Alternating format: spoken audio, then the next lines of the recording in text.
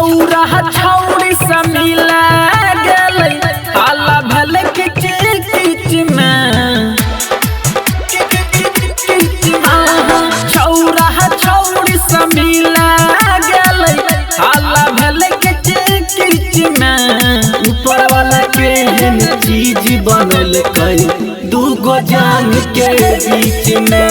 ऊपर वाला के चीज बनल कई दूगो जान के बीच में छौरा छौरी से मिला गेलै हाला भेल किच किच में ऊपर वाला के चीज बनल कई दूगो जान के बीच में ऊपर वाला के चीज बनल कई दूगो जान के बीच में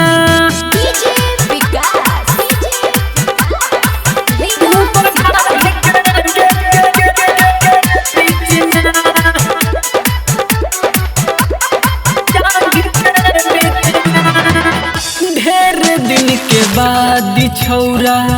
रह जोशियाइल पतरा गेलै दुनू टाट गेलै पिटाइल रे भैया ढेर दिन के बाद छौरा रह जोशियाइल पतरा गेलै दुनू टाट बहुते पिटाइल छौरा छौरी से पूछा लगलै 10 आदमी के बीच में दुनू से पूछा लगलै 10 आदमी के बीच में ऊपर वाला केहन चीज बनल कई दूगो जान के बीच में ऊपर वाला केहन चीज बनल कई दूगो जान के बीच में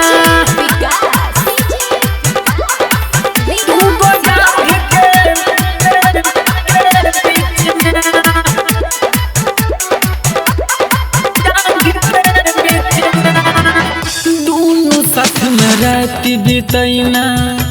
रहै बेजोर में छौरा छौरी पकड़ा गेलै 4 बजे भोर में 4 बजे भोर में दुनू साथ में रात बितेने रहै बेजोर में पकड़ा गेल दुनू 4 बजे भोर में अरे महानंद के छोड़ के गेलै नीरज संगे बस में सुनील सुहाना का छोड़ के गेलै फारूक संगे बस में ऊपर वाला केहन चीज बनल कई दूगो जान के बीच में